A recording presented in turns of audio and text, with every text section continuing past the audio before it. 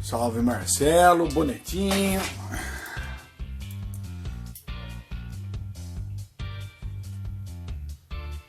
André Freitas, sejam bem-vindos. Oh, Diamond Bruce também tá aqui hoje, veja só. Fale, bonitinho. Salve! Como é que tá? Henrique, Vila Lobos, aí, galera. Olha aí, Vila Lobos. Hidromiel Mestiça, bem-vindos ou bem-vindos, né? Ícaro, galera chegando. Olha, vejam. Deixa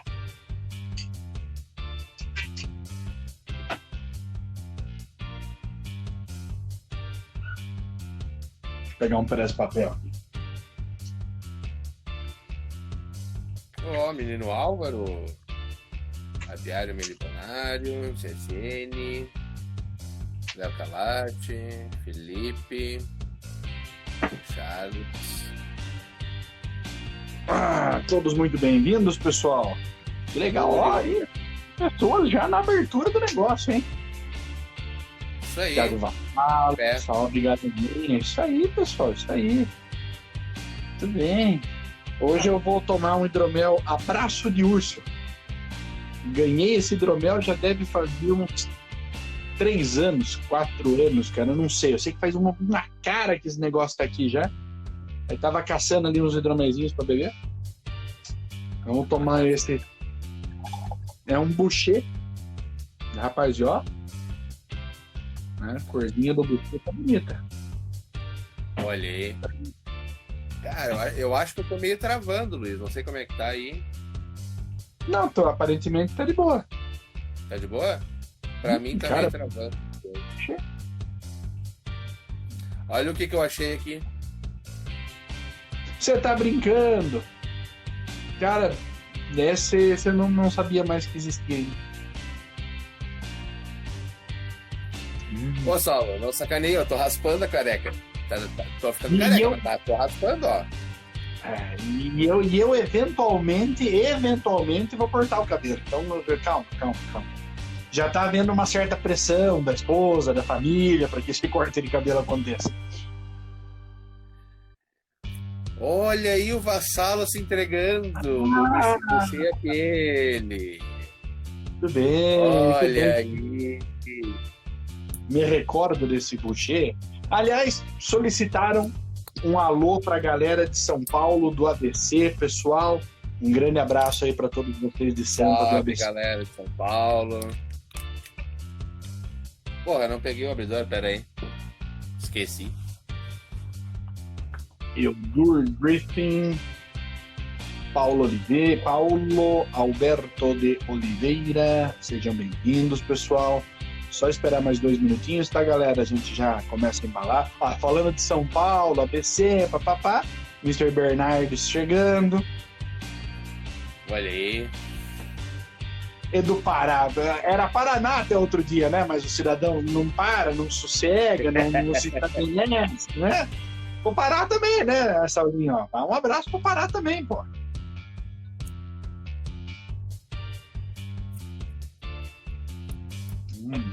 Boucher é lindo, né, cara? O Boucher não... Cara, não tem como ser ruim Boucher, né?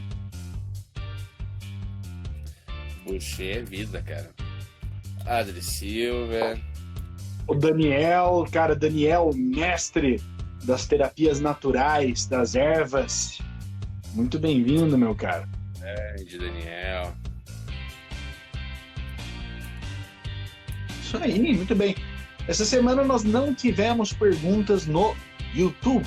Não teve perguntinhas. Eu dei uma olhadinha lá. Ninguém quis fazer perguntinha pra gente. Então não tem resposta de perguntinha do YouTube. De modo que, pessoas, podemos começar a fazer. Quem quiser já começar a fazer as perguntas, levantando os temas e tudo mais, fique à vontade.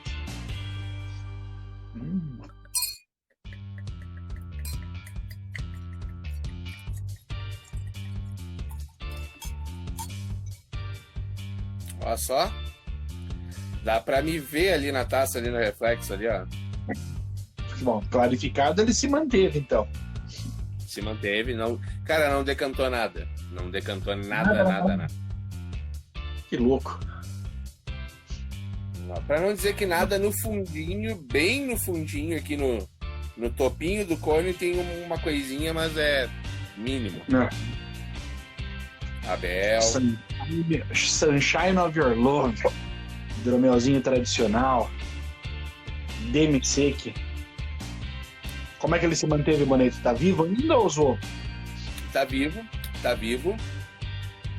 Ele tá com uma pegada um pouco mais de doce de compota. Que legal! Pô, que massa! Sabe, tipo a calda do doce de compota, assim, só que com gosto de mel. Aham. Que legal! E ele não tá muito gelado, então ele tá ele só tá fresquinho. Aham. Então, cara, tá demais ainda. Cara, queria ter tomar ele todo hoje e já vou guardar um pouquinho pra tomar outro dia. E o duro que esse foi um que eu fiz, tinha pouca garrafa. Eu lembro que eu engarrafei ele pouco antes de rolar o encontro do APAH aí no Rio Grande do Sul. E eu lembro que, cara, rolou o encontro, tipo, levei uma pancada de garrafa e fiz escambo, caramba, 4, papapá, dei mais umas de presente por aqui, acabou, e a hora que eu olhei eu fiquei sem. Então eu não tive nenhuma garrafa desse cara. Zero. Pois é, eu lembro que lá no dia tu tava emocionado, trocando, dando, né, e abrindo garrafa. Porque esse hidromel, na verdade, ele é o base do hidromel que foi pro barril, que virou ânfora, né? Que virou ânfora ânfora do Imperador, pá. E foi pouca coisa que foi engarrafado dele. Não chegou a 20 garrafas, foi bem pouquinho. Não, eu lembro que tu falou que tinha pouca coisa. Mas eu não imaginei que tu tivesse levado tudo. Não, foi pouquinho. Fala, Gabi, fala, Mr. Arley. GP Biuem, sejam todos bem-vindos, Mediponário. O Saulo colocou ali em cima, né, falando no negócio de jambu que dá aquela dormência na boca. Você sabe que eu já coloquei no hidromel, Saulo, uma pimenta chamada pimenta de Sichuan. É uma pimenta chinesa e ela dá o mesmo efeito do jambu, cara. Se você mastigar um pouquinho, ela não tem picância, tá? É uma pimenta sem picância. Mas ela tem uma coisa vibrante no paladar, cara. Você coloca ela na boca assim, ela dá uma amortecida geral. Ela mata todo o seu paladar. Um troço muito louco. É uma pimentinha, ela parece um floquinho meio crocante. E é muito, muito interessante, cara. Ela tem um efeito que lembra bastante o jambu. Divertido. Cara, jambu é uma coisa que eu tenho muita vontade de usar. Não só a folha, que é o que o pessoal normalmente usa pra pegar essa dormência, né? Mas eu quero usar o fruto também pra ver qual é que é. Sim, claro. E, Bonetinho, já começamos com pergunta ali do Bernardes. Aí no Paraná, conseguimos encontrar apicultor que consegue florada específica de uma flor apenas? De uma flor apenas, nós temos no inverno mel de flor de bracatinga. Você sabe que bracatinga ele dá 2 tipos de mel, né? Ele tem o mel de melatro de bracatinga e tem o mel de flor de bracatinga. Então aqui tem o mel de flor de bracatinga, aqui também tem mel de eucalipto no estado. Já vi alguma coisa de mel de macieira por aqui também. Até aqui na cidade, em Campo Largo, onde eu moro, tem uma galera que planta maçã. Um pouquinho mais para dentro do estado, ali em São Luís do Purunã, também tem muita plantação de maçã, mas muita plantação. Você consegue mel de florada de maçã também. O mel de uva Japão, eu não lembro se é flor da uva Japão ou se é do néctar que sai do próprio fruto, mas é um mel bastante comum aqui também, mel de uva Japão. Fora esses, deixa eu ver se tem mais algum que eu me recordo agora. Acho que não, acho que mel floral são esses. Eu peguei um bracatinga aí. Daí. Sim. Tô ligado em qual é o melzinho. Tiago Vassalo, cara, queria só confessar uma coisa. Eu peguei 3º lugar no campeonato com meu hidromel de jabuticaba com lúpulo. Uma coisinha que não falei era que o hidromel tinha 3 meses. Aí, quem disse que hidromel novo não pode ser bom, né? Tá aí a prova de fogo. Exatamente, essa é a prova. Essa é uma das provas. Sabendo fazer todo o processo e levando ele direitinho, claro, a guarda ajuda, né? Mas não significa que ele não vai ficar bom jovem. Adri Silver, o álcool superior no hidromel é volatilizado com o tempo de maturação? Bonetti. Normalmente ele amacia, né? Como a gente fala. Com a maturação e com a interação química que acontece dentro da garrafa, ou enfim, se tu matura ele tudo junto, ele tende a amaciar. Porém, quanto mais agressivo, mais tempo precisa para amaciar, né? Mas não significa que 100% das vezes vá sair tudo. Já tomei hidroméis que tinham álcool superior, jovens. Ele foi envelhecido, foi maturado, foi guardado por um tempo, e mesmo depois de um bom tempo, mais de ano, ele continuou com um álcool superior agressivo. Isso aí. É exatamente isso. O álcool superior ele tende a diminuir com o tempo, mas acima de um determinado ponto não tem tempo que resolva, ele vai amenizar só. Tá? O ideal é que álcool superior simplesmente não seja gerado. Então, trabalhe o máximo possível em todos os processos de fermentação, cuide com carinho para que não crie álcool superior em nenhuma etapa do processo. Temos aqui a Isadora Kander. Quero agradecer a presença contínua da Isa. Cara, a Isa é uma grande hidromeleira de Santa Catarina, já deu alguns cursos lá pela Acerva também, e é sempre um grande prazer ter você por aqui, viu, Isa? De verdade mesmo. Curto pra caramba o teu trabalho com hidromel ali em Santa Catarina, tá? Bacana. Continua aí com nós, prestigiando, e a gente agradece sempre. Vamos ver que tinha mais. Tem a pergunta do Melipionário Vida. Boa noite. A garrafa transparente dura quanto tempo para a guarda e quais os cuidados?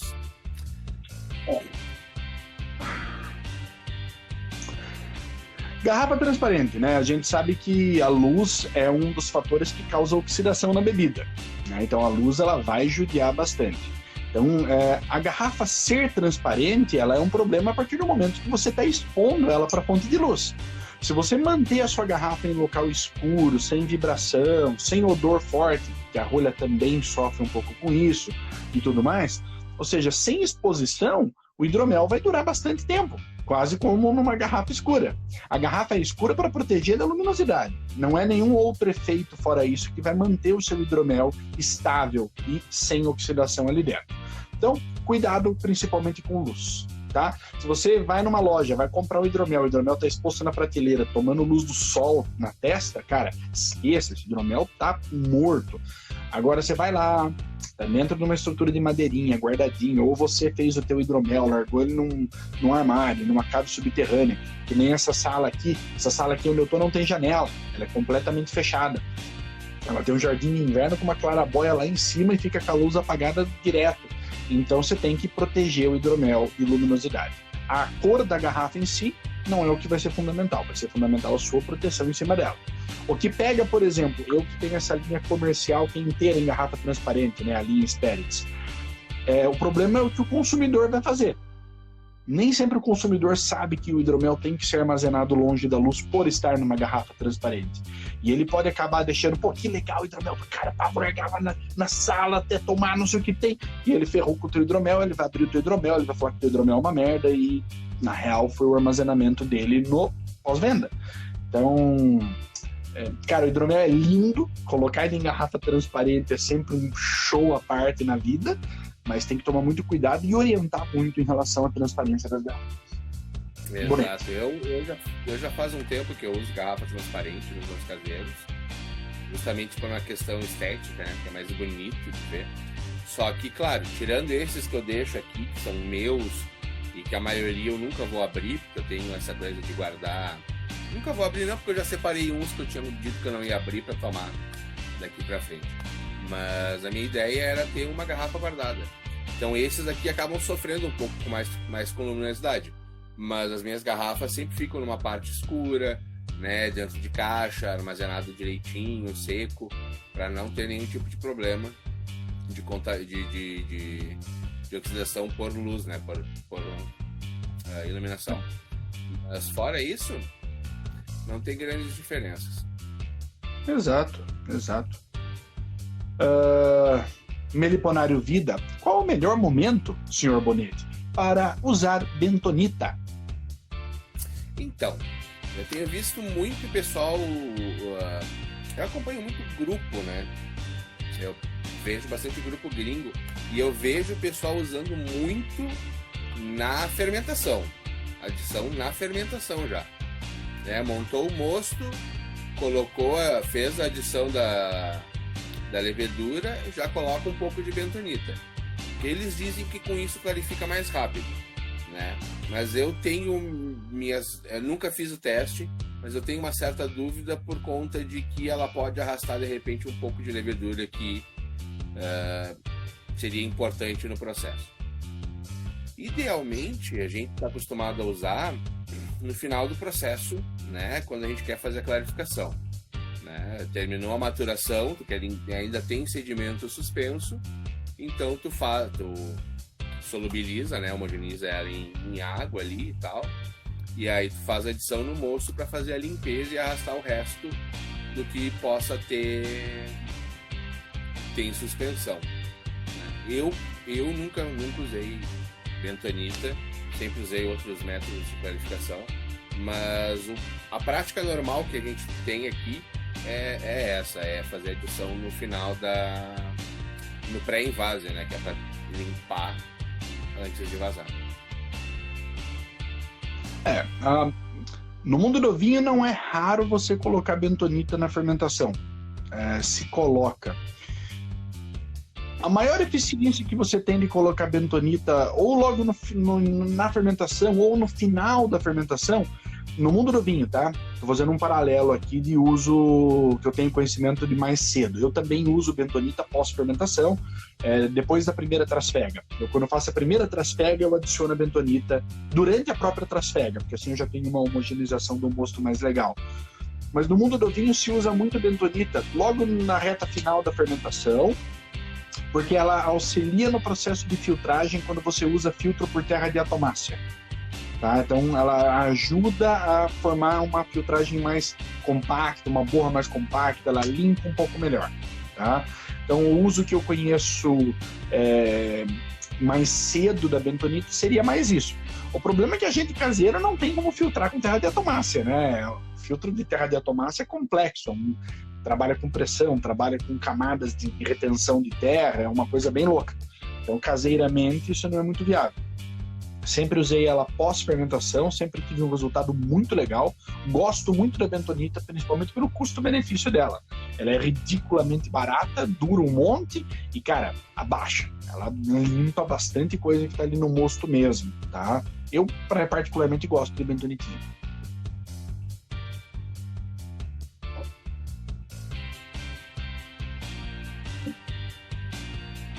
Vamos ver aqui, quem mais? Bonetti! Charles Schultz, 21, pergunta, Schultz, o que vocês acham do fermento Jax M05? Eu particularmente nunca usei, tá? Eu nunca usei. Eu sou do mundo do vinho, cara, então eu cato muito fermento de vinho, inclusive de fermento profissional de vinho, né? Pacotão grande e me divirto, cara. Então eu dificilmente vario muito de fermento fora dessa ideia. O Bonetti pode falar mais. Cara, Mangrove Jax, fermento um dos primeiros a ser lançado como exclusivo, né, de hidromel, específico, na verdade, né, para hidromel. Ele tem uma alta atenuação, ele pode chegar até 18%, né, já vi relatos de passar, já vi relatos de trabalhar até um pouco menos, né, mas alta atenuação, flutuação média baixa, se não me engano. E ele tem um perfil de esterificação. né, mais alto. Ou seja, ele vai dar aquele perfil que pode ser floral, pode ser frutado, enfim, vai depender da forma como for conduzido, da temperatura de trabalhar. Eu usei ele no meu Bragô, né? Por quê? Porque eu fiz meu Bragô inspirado numa Russian Imperial Stout e elas permitem que esse estilo de cerveja permite que tenha uma certa esterificação. Então, eu usei ele. Ele trabalhou muito bem, porém, olha ele ali, ó. Olha ali. Esse aí. Esse é o querido. Meu monstrinho. Eu tenho. Ele trabalhou muito bem, tá? Caseiro, apesar de ter minha marca comercial, caseiro eu trabalho em condições adversas que a gente não recomenda, né? Poderia ter investido em equipamento e um monte de coisa, mas como eu acabei desenvolvendo a minha técnica, né, de controle de temperatura, né, e de trabalho aqui, nas condições que eu tenho aqui, né? Para quem não sabe, eu fermento no meu quarto, e inclusive eu estou no meu quarto. Deste lado de cá estão as minhas bombonas de fermentação. Porém, meu quarto mantém uma temperatura constante, né? Constante, relativamente constante. A alteração é que não varia muito. Então ele se adaptou bem. Então assim, quem for usar e tiver controle de temperatura, eu aconselho a trabalhar ali por 16, 17 graus, tá? Na fermentação, para evitar que tenha uma esterificação muito grande. Use uma nutrição adequada para ele trabalhar bem, né? Que aí ele vai... Opa, Carlos! E aí ele vai trabalhar bem, tá? Deixou um perfil agradável, esterificou um pouquinho por causa da minha temperatura, mas dentro da minha proposta ele casou muito bem. Muita gente tem usado por ser específico para hidromel, né? Mas tem que tomar cuidado porque a Mangrove é uma empresa de fermentos para cerveja e eles fizeram fermento para hidromel e para cidra. Então as cepas deles certamente derivam de cepas para cerveja, por isso que ela tem algumas características que algumas cepas de cerveja de alta atenuação tem também, né? Então vão cuidado, e eu sempre aconselho, querem experimentar uma cepa nova, façam um teste pequeno, porque assim vocês vão saber como é que ela vai comportar, vocês vão saber a necessidade de nutrição, temperatura, como é que vai ser o perfil fermentativo, como é que vai clarificar, né? Como é que vai flutuar. Então, façam um teste antes. Mas eu gostei. Para os meus bragôs futuros, eu pretendo usar ela. Como eu tenho preferência por outras leveduras, para os outros estilos, eu não sei se eu vou fazer testes com outros estilos, mas sempre tem a possibilidade. Isso aí. Só um adendo aqui, o Saulo utilizou um paralelo com os vinhos verdes por questão de bebida jovem pode ficar pronta rápido. Melhor, bebida pode ficar pronta ainda no estágio jovem. Nem todos os vinhos verdes ficam prontos jovens, tá, Saulo? Os vinhos verdes que em geral vêm para o Brasil são versões extremamente simples do vinho verde, feito com uma variação de uvas bem grande. Mas se você pegar os vinhos verdes mais tradicionais, feitos 100% com uva alvarinho, uva trajadura, enfim, umas uvas mais regionais do Minho mesmo, cara, eles têm inclusive potencial de guarda para vários anos. E levam, às vezes, anos para ficar pronto. Então, nem tudo, né? Você pega Malbecs, cara, eu tenho vinho aqui, que eu tenho alguns vinhos na loja, eu recebi uns Malbecs esse ano, que é safra 2020 já. Eu tenho Malbec aqui já pronto para venda, safra 2020. Então, nem tudo, né? Quer dizer que o jovem é necessariamente bom. Então, ali, no caso, o hidromel do Tiagão deu show de bola, bacana, ficou massa. Mas isso é exceção, não é a regra, tá? O vinho verde, idem, é exceção, não é a regra. GP Bilwen pergunta: boa noite, pessoal. Um hidromel muito amargo pode ser sinal de uma má fermentação? Depende, né? Por exemplo, esse boucher que eu tô tomando aqui, que eu abri para tomar, é um boucher que eu ganhei de presente há um tempo, chama Abraço de Urso. Ele é um hidromel suave, obviamente, tem 11,5%, e apesar de ser suave, eu pego amargor nele. está muito bem inserido, está um amargor muito gostoso, está bem casado com o dulçor e tudo mais, inclusive ajuda a não deixar o dulçor enjoativo. Porém, esse amargo aqui, para mim, ele vem do varietal do mel. Eu acho que é um amargo de varietal de mel. Mel de Bracatinga é um mel que tem essa tendência a ter um amargor de boca, por exemplo. Tá? Alguns méis mais escuros, mais minerais, eles têm essa tendência a trazer algum amargor.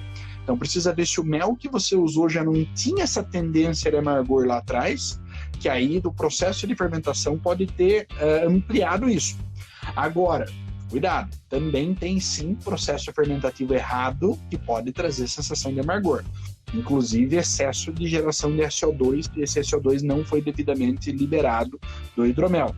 Estresse de fermentação, fermentação arrastada, cansada, com falta de nutriente, falta de população de levedura, pode gerar sim uma sensação que vai ser relacionada a essa sensação. Bonete, quer complementar? Eu já tive experiência de amargor vindo de excesso de nutrientes. Não só aquela questão de químico, possível clorofenol, mas também amargor. Outra coisa que eu já peguei com amargor é quem usou pólen como nutriente. Já tive experiência com amargor disso. Da fermentação é que nem o Luiz falou. Não é para acontecer, é muito mais provável que seja ou varietal do mel ou alguma coisa de algum ingrediente que tu usou. Né? Usando o clássico exemplo da laranja, tem gente que pega, pica a laranja com casca e tudo e joga lá dentro, não tira a parte branca, aquela parte branca é amarga, que é uma desgraça, e aí vai amargar a tua bebida. Exatamente. Às vezes é algum ingrediente. E até o próprio boucher, né, que no meu caso eu tô tomando aqui, se o cara passar do ponto na caramelização, ele vai criar o amargo de torrado, que é aquele amargo adstringente de boca. Então pode ser de processo também, para dar mais uma adição. O Beer Hunter está chamando a gente de padrinhos agora. Está chamando a gente de padrinho. Padrinho tem que ganhar presente. Padrinho ganha presente. Exato. Né? Só para falar. Assim, só para lembrar, assim. Totalmente, né? Nada a ver. Deixa eu fazer um elogio pro Elton. O Elton tá sempre aqui, tá sempre fazendo pergunta, mas ele é um dos caras que eu tenho visto da vamos chamar, nova geração, que tá mais ativo nos grupos e tentando ajudar ao máximo o pessoal. Isso aí é muito importante. Isso aí, não só ajudando, como colocando dúvida ali também, gerando discussão sobre hidromel, que é tudo muito importante. Muito legal mesmo, isso aí de fato. Adri Silver pergunta, o sistema de escolha de rolhas para o hidromel é o mesmo para vinho? Aí depende do que você quer dizer em relação ao sistema de escolha de rolha. Mas sim, em geral, o fundamento é o mesmo. Eu vou selecionar uma rolha de acordo com o tempo de guarda que eu pretendo para aquele vinho. Então, rolha aglomerada 1+1, maciça, que nível de qualidade de cortiça para maciça, né? Então, quanto mais íntegra e mais maciça for a rolha, maior o tempo de durabilidade dela, podendo chegar aí a várias décadas. Mas o mais importante que vai ditar mais o uso da rolha para o caseiro é qual equipamento de arrolhar o caboclo tem. Porque se você tem aquele de madeirinha de empurrar, você só vai conseguir pegar a rolha com um diâmetro estreitinho. Né? Se você tem aquele de 2 alavancas de apoiar na garrafa, você já consegue pegar uma rolha um pouco maior, tanto em diâmetro quanto em altura. Se você tiver um arrolhador desse cara aqui, você consegue arrolhar a rolha 44x24, 48x24 tranquilamente. Na verdade, o meu dá para arrolhar até rolha de espumante. Tá? Então, assim, depende do que você quer para a questão de armazenamento e do equipamento que você tem, falando a nível caseiro. A nível industrial, é só relação à segurança da bebida mesmo, tá? Eu tenho aqui alguns hidroméis comerciais que são tampinha, eu tenho hidromel comercial que é tampa de rosca, eu tenho hidromel comercial que é rolha, várias alternativas diferentes, e eu nunca tive garrafa perdida por problema de vedação. O hidromel, até onde ele tem se mostrado, pelo menos pro meu ponto de vista, ele é uma bebida muito estável, muito firme ali em questão de tempo de vida. Bonete. Essa dúvida da questão da rolha tá mais atrelada a que nem o Luiz falou, ao envelhecimento e a capacidade de envelhecimento da bebida em si, do que a rolha em si, né? A rolha tu vai escolher de acordo, e que nem o Luiz falou, de acordo com o teu equipamento também. Geralmente, por mais que a galera tenha o hábito de envelhecer, maturar hidromel, ninguém envelhece ninguém tem o hábito ainda. O hidromel no Brasil é muito novo a ponto de ter pouquíssimas pessoas que têm hidroméis envelhecidos há mais de 5 anos. Então, até esse prazo eu não vi diferença. Foi mais uma questão de equipamento, escolha, né? Eu sou que eu só já faz um bom tempo que eu só uso rolha sintética, né? A rolha T. Então se mostrou com pouca variação de resultado final o tipo de rolha, o tipo de vedação. Mas vale a pena estudar, vale a pena, né, conhecer essa técnica do mundo dos vinhos para ver, fazer a tua decisão em cima disso. Exatamente. É que eu estou tentando achar aqui a outra pergunta, mas obviamente eu já me perdi. Bom, Meliponário Vida falou aqui que a fermentação com temperatura controlada se aplica em hidromel e esse controle se estende à maturação? Bonetti, comece essa resposta, por gentileza. Sim.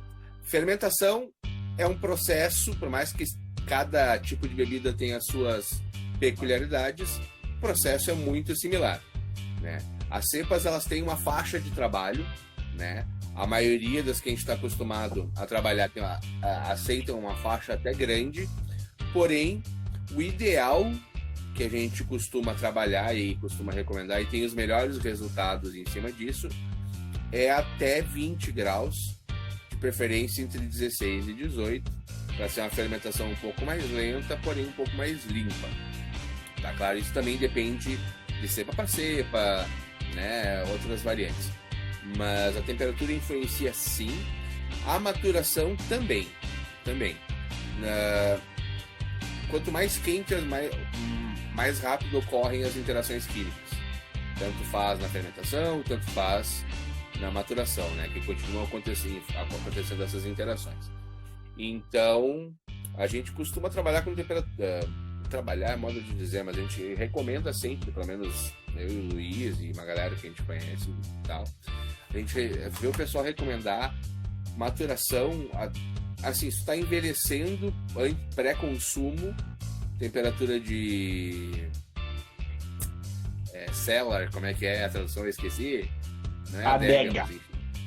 É adega mesmo assim, né? Cellar é adega. A temperatura de adega, tá? Para maturação e envelhecimento, enfim. Aí agora se tu já comprou, é um produto pronto, né? Tu já envasou, considerou ele pronto, tu pode manter ele na mesma temperatura, até 16 graus, por ali, e aí gelar conforme a tua preferência ou o que a bebida recomenda para te consumir. Exatamente. É bem isso aí que o Bonetti falou mesmo, acho que não tem mais muito o que colocar. Bernardes Bonetti colocou ali que ele comprou um cadinho de mel de um apiário aí do sul de Minas, florada. Pouquinho, não, uma miserinha de mel ali para fazer um hidromel pro fim de semana. E ele tá perguntando o que recomendo pro mel. Bernardes, sinceramente, sem provar o mel florada de café que você tem, é difícil eu dar sugestão, tá? Eu vou muito de provar o mel, vou provar a matéria-prima e sentir o que rola a partir disso, entende? Eu já falei até aqui, eu tenho 2 maneiras de criar as minhas receitas de hidromel. Uma delas é eu pensar na receita, no objetivo dela e cravar um mel que eu quero encontrar. Então eu saio procurando por um perfil de mel específico. Essa é uma maneira. E a outra é, quando eu vou provar méis aleatórios, eu topo com o mel, cara, e dá aquele estalo. Eu falo, cara, eu preciso pegar esse negócio e fazer X, tá? Então eu trabalho dessas 2 maneiras. Então, o problema é... Por que eu falei que eu tenho que experimentar para saber? Porque não é todo mel de florada de café que é igual. Entendeu? Não são todos iguais, cara. Da mesma maneira que todo mel de bracatinga não é igual. Aqui, por exemplo, eu pego mel do mesmo apiário aqui em Campo Largo, inclusive para minha produção profissional. Cara, cada vez que eu pego o mel deles, tem variação. Tem um perfil mais ou menos parecido? Tem, mas sempre tem variação, cara. Nunca é o mesmo mel. Então, toda vez que eu pego o mel deles, eu tenho que adaptar a receita. Não tem como. Toda vez eu tenho que me mexer na receita. Então, tem que experimentar, cara. Eu não tenho como te dar sugestão em relação a isso. Se o Bonete tiver, ele te salva. É que assim, a gente tem que lembrar que mel de café não tem gosto de café que a gente toma. Tem que lembrar isso. Até porque é mel de flor de café. E flor de café não tem gosto de café torrado, moído e passado que nem a gente toma. Até um adendo, assim, né? Só é o mesmo paralelo mel de laranjeira, não tem gosto de laranja. Exato. Né? Vai remeter a um frutado, a um floral que tu sente tomando, principalmente agora que a gente está acostumando mais a tomar os cafés especiais, né? Cafés gourmets, que são cafés sem aquela torre intensa, favorecendo o fruto, as características daquele fruto e tudo mais. Então, assim, tu vai ter perfis que vão te lembrar isso, mas não significa que vai ser sempre igual, como o Luiz falou. Até porque café vai depender, o café, só café, falando só de café, tem hoje em dia 500 mil variações, mesmo dentro da mesma variedade de café, né? Pega um catuai vermelho, dependendo de onde ele é cultivado, ele tem uma característica muito diferente. Então não adianta. A gente te dar uma ideia pode ser um tiro furado, né? Que não vai valer a pena para ninguém, né? Principalmente para ti que tá querendo fazer o melhor uso. Prova, Exato. Decide o que tu vai fazer com o bichinho e monta uma receita em cima. Eu tenho receitas pré-prontas, né? Mas com base nos melis que eu conheço. Se uma hora eu pego um outro mel diferente, por exemplo, que nem agora eu peguei o Bracatinga, eu adaptei uma receita que eu já tinha para usar esse mel, porque eu queria provar ele. Então, vale a pena tu pegar o mel, provar, pensar, provar, ver o que casa bem e aí fazer tua receita. Isso aí. Senhor Álvaro Locatelli, grande Mr. Álvaro, tá perguntando ali. Tempo que eu não vi o Álvaro. Sim. Ele quer saber se a gente tem experiência com Brettanomyces, Pediococcus e Lactobacillus em hidromel. Eu, particularmente, não. Até porque eu venho do mundo do vinho, onde isso é uma desgraça de uma contaminação que te ferra completamente e logo não. Até aproveito para falar isso, eu vi que tinha uma outra pergunta ali, um pouco mais para baixo, que acho que era uma pergunta do Tiago, que ele falou que ele tomou um vinho da região do Dão, em Portugal, que remeteu à nota de Brettanomyces. Cara, em vinho do Dão, se não for uma vinícola modernosa muito louca, você pegou um vinho que tá zoado, tá? Inclusive, nota de Brettanomyces no vinho, o que pode ter acontecido é você ter pego um vinho que a gente chama de Bouchonnet. Bouchonnet é o vinho que foi atacado por um fungo na rolha. É um fungo chamado tricloranizol, que ele ataca a rolha quando ela está fechada na garrafa e ele gera alguns aromas que remetem a algo de Brettanomyces, tá? Então pode ser que o seu caso tenha sido isso. E Álvaro, da minha parte, cara, vai demorar para eu me convencer a fazer alguma coisa com esses carinhas. Desculpe. Eu vou complementar com uma outra pergunta ali que tinha aparecido de Kveik, né? Não usei nada disso ainda. Já tomei hidromel com Kveik. Tenho um com 100% fermentação 100% Brettanomyces, que está guardadinho aqui do nosso amigo Guga, da SH, lá de Buenos Aires. A gente fez participou, eu e o Luiz, inclusive, participamos de um dia lá de um evento e rolou uma troca de garrafas, e o Guga, ele é o cara das experimentações e fermentações alternativas. Exatamente. Ele tá com um projeto sobre leveduras, até agora não lembro o nome, mas quem me segue aí no Instagram, no Facebook, que eu posso compartilhando, me chama que eu repasso o link para poder acompanhar o trabalho. O Google é um cara que experimenta diversos tipos de de levedura, de cocos e coisas maluquinhas nas fermentações dele, faz umas fermentações abertas, né? Bem bacana, bem bacana. Eu não quis abrir ainda, porque, cara, Breta é um troço que segue mudando, então eu resolvi deixar para um dia que eu tiver a fim de provar um troço diferente. Isso aí. Bonito, eu tô perdido aqui, não achei a próxima pergunta. Você achou a próxima pergunta? Rapidinho, eu peguei um comentário aleatório. Só um adendo, esse hidromel amargo é um meteglino? Se sim, o amargo pode vir de alguma planta. Foi aquilo que a gente falou dos ingredientes. Pode sim, exatamente. Principalmente, não só amargo, como também pode trazer muito tanino. Dependendo do tanino, inclusive o tanino pode trazer amargor. Pode ser várias coisas relacionadas de fato. Muito bem, Mr. Daniel. Tem mais pergunta, pessoal? Vocês perguntas? Vocês não estão fazendo pergunta? Sério mesmo? Cadê pergunta de vocês? O Vair Bruno que chegou aí não fez pergunta. O Vair Bruno sempre faz pergunta também. Olha aí. Cadê? Salve, Fernanda.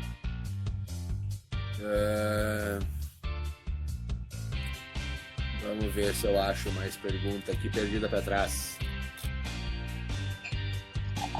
Aliás, enquanto o Bonete acha a pergunta, vamos falar um pouquinho de boucher. Você sabe que quando a gente carameliza o mel para fazer o boucher, né? Primeiro de tudo, né? Caramelizar mel é lindo. Cara, é lindo. É a única desculpa, no meu ponto de vista, para que você aqueça o mel a temperatura acima de 40, 50 graus. Para quê? Você aquece a fim de caramelizar os açúcares presentes. Você caramelizando, você transforma algumas cadeias de açúcar em moléculas de tamanho maior, aonde estas moléculas de tamanho maior vão fazer com que você ganhe sensação de volume de boca, de estrutura, de peso do hidromel no palato. Então você deixa ele como um todo muito mais robusto, muito mais interessante. E por você criar cadeias de açúcar de tamanho maior, as leveduras em geral não conseguem metabolizar todo o açúcar presente no mosto. Uma parte dos açúcares em geral vai permanecer não fermentada. Então o boucher ele tem uma tendência a não secar completamente. E é engraçado porque ele sobra aquela quantidade de açúcar perfeita para criar um equilíbrio entre o caramelo, um doce que praticamente não aparece, e mais toda aquela estrutura densa, amanteigada, cremosa, que só o boucher traz para você. Tá? Então, boucher, pessoal, é lindo, boucher é vida. Tá? Por isso que o meu primeiro hidromel comercial foi um boucher, porque eu adoro, cara, eu acho isso muito legal. Foi só um... E o boucher também tem o seguinte, mesmo que ele fique seco, vai sobrar esses açúcares de cadeia mais longa, né? Que eles podem até não trazer dulçor, mas eles vão te ajudar a trazer um corpinho para o teu hidromel. E, cara, não adianta, eu também sou fã de boucher. Tanto que um tempo atrás, aqui no Instagram, eu fiz uma pergunta capciosa, né? Qual era o meu estilo preferido? E boucher não é um estilo, é uma técnica, né? Então, apesar da gente tratar ele como estilo, então ele é o meu estilo preferido porque, cara, dá pra construir muita coisa assim. O meu bragô mel caramelizado, meu hidromel de café tem mel caramelizado. Eu tive mais umas 2 receitas com mel caramelizado. Cara, é demais. É demais. O meu, pro final de ano agora, eu tô fazendo mais 2 hidroméis, né? Tô fazendo um lote novo do Mighty Mo e vai vir outro hidromel, boucher também. Então eu vou ter 2 bouchers em linha e a linha Hesperides, da qual 3 são derivados de boucher também. Então, cara, eu gosto de boucher assim, loucamente, né? Até o Meliponário Dida aproveitou e já emendou ali. Normalmente, qual florada vocês usam? Cara, você vai caramelizar tudo, cara. Então, assim, vai interferir pouco. Interfere, mas pouco. Eu gosto de caramelizar silvestre, os silvestres mais escuros. Eu acho muito interessante fazer. E gosto de, às vezes... Porque, assim, eu nunca caramelizo 100% do mel que eu uso no meu boucher. Eu caramelizo entre 60% a 90%, dependendo do objetivo. tá? Por quê? Porque eu acho legal, por mais que eu tenha bastante caramelão ali, eu também tenho um toque do mel natural. Então eu gosto desse equilíbrio, tá? Então, quando é para esse mel de complemento, aí sim eu escolho a florada. Por exemplo, aqui no Paraná, cara, tem uns méis silvestres que parece que lembra chocolate, é um troço muito legal. Então eu gosto de pegar esses méis mais escuros silvestres, com esse toque achocolatado, e usar ele de complemento no boucher. Que aí ele traz aquele toque de mel fresco e joga esse achocolatado por cima também. Eu acho muito legal. Agora, não é primordial. Daquele mel de soja orgânica, que uma vez eu peguei. Lá atrás, faz tempo pra caramba. Sim, foi lá no Minimundo ainda. Sim, eu lembro, faz um tempão. Cara, aquele mel parecia que eu tava comendo uma colherada de açúcar mascavo líquido. Era um troço de louco, assim, era muito diferente. Virou boucher, exatamente. Peraí que eu me empolguei falando do boucher, aí o Meliponário falou de boucher, eu me empolguei também, mas a gente pulou pergunta. Tem aqui pergunta do Luiz Oliveira. Peraí, volta. Ei, não, o que eu tô fazendo? Volta aqui. Aqui, achei. Durante a produção, qual a melhor técnica para trazer dulçor ao hidromel que ficou muito seco? Por favor, Bonito, por favor. Então, tem algumas opções, tá? Uma delas é adicionar mel, tá? Porém, via de regra, mel cru, o hidromel que fica com perfil de mel cru, fica meio... A gente, como por exemplo, os juízes de hidromel consideram um defeito, né? Que não foi... Tu vê que é uma correção, não é uma correção bem incorporada, tá? Outra opção é adicionar mel antes da fermentação acabar. Porém, isso pode gerar uma nova fermentação, ou caso a fermentação acabou, tu pode reativar a fermentação. Tá? O que eu já fiz também foi adicionar mel caramelizado. Caramelizei bem o mel, mas aí, claro, o hidromel cabia, cabia na receita um pouco de mel caramelizado.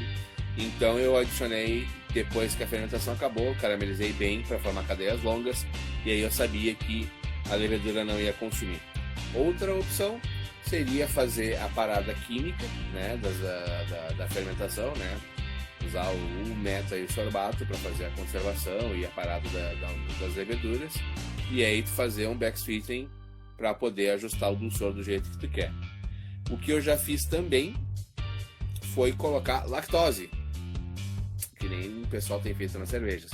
Mas a minha intenção com a lactose era corpo, não era tanto açúcar, tanto que não ficou muito doce. Isso aí. Bem isso daí, mas não tem nada que complementar, Bonito. Eu acho que é o ponto.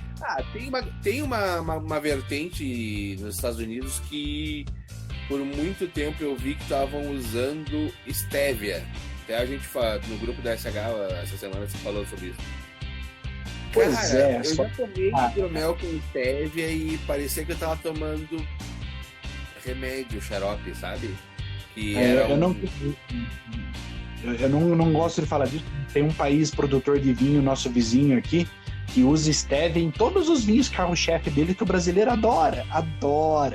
Sabe, cara, toda vinícola lá, os caras dão uma adoçadinha com stevia. Aí o brasileiro, eu só gosto de vinho extremamente seco, mas adora esse vinho que começa com M, né, do nosso país vizinho com A, que é com uma cardinha de stevia ali em todo vinho, cara. Ó, tamo de olho em vocês, hein? É foda. Bernardes, acham que utilizar o zimbro e outras especiarias específicas do gin, por exemplo, é válido na fermentação e maturação ou somente no processo de destilação? Gin oficialmente é só zimbro, tá? Também tem que lembrar isso, não tem outras especiarias não. Essa é a invenção. Tá, tem os herbáceos, mas não é a base do gin é o zimbro, né? Eles fazem ali Cortou. O que cortou? Não, eu só concordei. Não cortou. Não, a base do gin é o zimbro. Eles têm outras ervas para fazer a composição, mas o gin é reconhecido por ser a base de zimbro, né? A maioria das empresas, tanto que não tem outras ervas específicas, porque cada uma varia a sua composição para dar a sua cara pro seu gin. Mas enfim, não é esse o foco, a gente tá falando de hidromel. Vale a pena. O Muta tinha um hidromel de zimbro muito bom. Bernardes talvez lembre disso. E, cara, fica legal. É tudo uma questão de como é que tu incorpora na tua bebida. Sim, com certeza. Você lembra do Montaz, Bonete? Do meu hidromel Montaz? Tinha zimbro. Né? O zimbro era uma das principais especiarias dele. E ele entrava direto na fermentação, Bernardes. Eu gosto de usar a primeira camada de especiarias na fermentação, bem pouca. Tipo, se eu estimo que eu tenho que usar 10, eu uso 5 na fermentação. E depois, no final do processo, quando está finalizando a fermentação, eu faço uma análise um pouco mais criteriosa de aroma, de sabor. E na maturação eu faço complemento. Mas, cara, eu acho que não tem especiaria que fique ruim ser usada no hidromel. Tem especiaria mal colocada no hidromel. Não acho que tem especiaria que fique ruim, tá? Cara, eu já usei pimenta do Reino Branca, já usei, deixa eu ver de especiaria louca, cardamomo, canela de tudo quanto é tipo que vocês possam imaginar. Cara, eu já usei um monte. Já usei absinto, Artemisia absinthum no hidromel, tá? Então, cara, já usei um monte de troço louco. Fica bom. Na verdade, é só você encaixar ela da maneira correta. Não tem erro, velho. Vai fundo. Exato. E uma coisa importante também é o seguinte.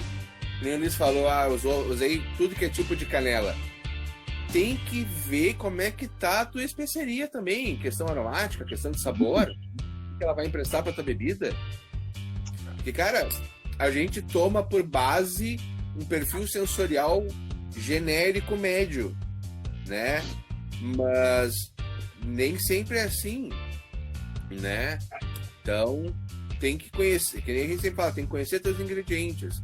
De repente esse teu não tá aromático, não tá com sabor muito bom, procura outro para atingir o teu objetivo.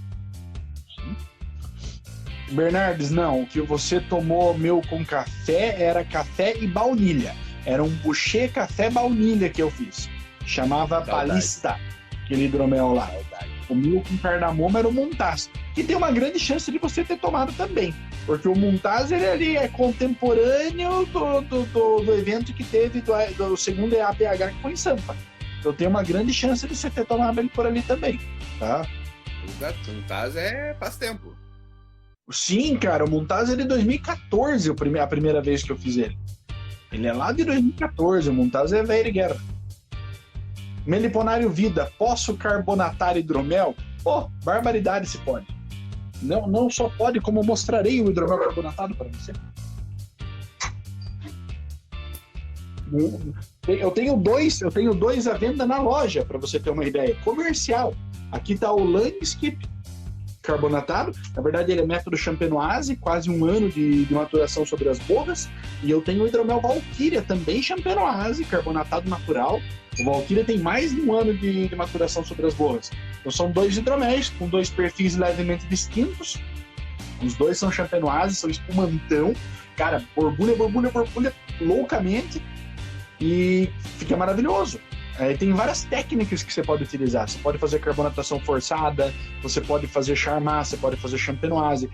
Sinceramente, eu não vou entrar em detalhe de método de espumante aqui, senão a gente mata o restinho da live hoje falando disso. Mas eu sugiro você entrar no Pompeia Hidroméis, lá eu falo mais detalhadamente sobre champenoise. Tem 2 artigos lá, inclusive, porque em um só não coube. Então dá uma lida lá que é bem legal. E leia sobre charmat também. Charmat termina com T. SHARMAT, tá? É um método muito legal também. Exige um pouco mais de equipamento em casa, você precisa ter uma certa adaptação, mas rola, fica legal, tá? Carbonatação forçada funciona bem também, né? Dependendo da tua proposta.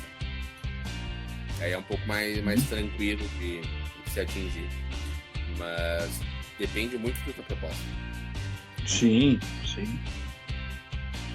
E mais bonito. Menino Carlos Souza, que era nosso acompanhante do YouTube, conseguiu hoje fugir aqui na live e fez uma pergunta. É possível retirar o álcool superior do meu hidromel agora ou essa correção será só para o próximo? Bonito. Maturação, envelhecimento ajuda, tá? Bastante. Tem que ver se esse álcool realmente é álcool superior ou se é só um álcool muito jovem que está muito agressivo ainda para ti, tá? Isso também tem que ser avaliado. Se for álcool superior, maturação, já vi falarem em lavar com CO2, não sei se é muito eficaz. E para mim é isso, nas técnicas que eu usaria como caseiro, seria isso, maturação e talvez uma lavagem por CO2. Mr. Beer Hunters colocou ali, priming não funciona, enquanto a gente estava falando sobre carbonatação, né? Funciona! Você quer tomar o seu hidromel parecendo um Yakult no final do processo, todo turvo, cheio de levedura e suspensão, funciona. Aí depende, de novo, do seu objetivo, né? Eu gosto de hidromel sem aroma de levedura na história. Tem várias maneiras de usar a levedura, inclusive célula de levedura morta, para melhorar o seu produto. Várias, tá? Mas mantê-la na garrafa ou na lata, ou seja lá no que for, pós-hidromel pronto, eu ainda não vi vantagem. Tá? Você curte, você achou um hidromel que você curta, cara, né, abraço pro gaiteiro. Eu particularmente gosto de hidromel clarificadinho. Mostra para mim, inclusive, um trabalho, um zelo que o produtor teve em alcançar aquele resultado. Minha opinião, tá? Então, priming eu realmente descartaria, Beer Hunters, também cortaria da história aí. Priming funciona muito em bragô. Por quê? Porque dependendo da referência de cerveja que tu tá usando, apesar de que a gente entra naquela treta de o que é bragô, o que pode, o que não pode, e aí isso gera toda uma discussão. No bragô é mais livre, mas né, só tenho uma treta para deixar no ar pra gente responder no próximo, Luiz. Tá, que perguntaram aqui. Treta, Hipocrás é hidromel? Na próxima live falaremos sobre Hipocrás. Um baita assunto, baita assunto. Você vai longe, a brincadeira. Isso aí. Então, pessoal, muitíssimo obrigado por mais uma live dos hidromeliantes. Fantástico vocês estarem aqui, como sempre. Brigadão mesmo. É um grande incentivo pra gente poder trocar essa ideia sobre hidromel com vocês. Valeu mesmo. Além do que, eu posso ficar bebendinho aqui tranquilo na minha salinha, sossegado, ó. Foi meia garrafinha já. Firme que firme. Eu consegui me segurar, foi só 1/3. Mas sua garrafa é maior, tá? Vai. Quero guardar um pouco. Pessoal, então da minha parte, muito obrigado. A gente se vê aí toda quinta. Tá? Semana que vem tem novidade, né, da minha marca aí. Lançamento do Luiz, né? Somente na lojinha Dente Azul. Eu tenho alguma coisinha comigo aqui, mas é só para os mais chegados. Mas oficial só o Luiz vai ter. Então aguardem novidades. Entrem no YouTube e se inscrevam no canal do Pompeia, né? Os hidromeliantes estão ancorados ao Pompeia, o que é uma baita referência nacional aí, então nada mais justo, né? Foi onde eu comecei a fazer hidromel, então nada mais justo do que manter lá. Se inscrevam no canal, curtam os vídeos, deixem perguntas lá, mandem pros amiguinhos, façam toda aquela parafernália que os blogueirinhos ficam falando para vocês fazer, né? Então, beijos, abraços, carinhos sem fim, até a próxima. Pessoal, brigadão mesmo. Se você entrou agora no finalzinho, como eu vi que teve uma galera que entrou aí, assiste segunda-feira à noite e vai estar lá no YouTube junto com todas as outras lives, que já são 9 com essa de hoje. Muitíssimo obrigado a todos. Visitem a loja denteazul.com.br. Comprem hidromel, por favor. Comprem, a lojinha tem que subsistir nesse mundo cruel. Obrigado a todos, pessoal. Até mais.